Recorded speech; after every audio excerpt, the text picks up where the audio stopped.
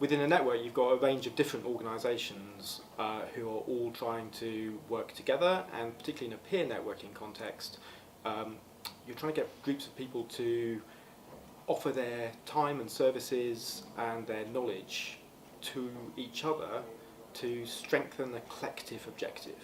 So that becomes a lot easier to do if you've got a really clear shared sense of identity and a really clear shared sense of purpose. I'm much more likely to offer my time to you if I think that we're doing the same thing, if we've got the same objective, we're trying to make the same change in the world. One of the ways in which it's really useful to communicate the importance of identity and of purpose and of values is to be able to explain to people or to demonstrate to people that sometimes the difficulties of working together and of taking collective action are about the fact that these things haven't been fully explored and that we're not all on the same page. So I think we quite often make the assumption that we all share an identity or that we all share a purpose, but that very rarely do we actually take the time out to have that discussion and to work out actually there might be some differences between why I'm here and why you're here.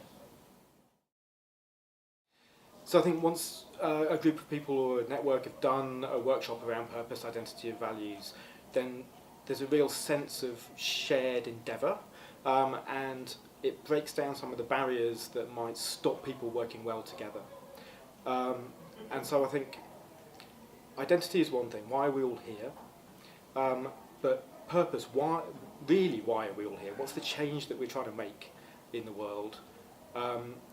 Is quite often underpinned by a set of assumptions about the way that the world currently is and why we might want it to change.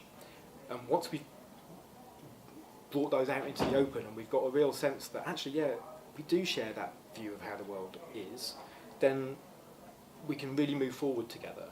And then underneath kind of how we do things is a set of values. So we work together to empower each other, might be a set of values that we all share.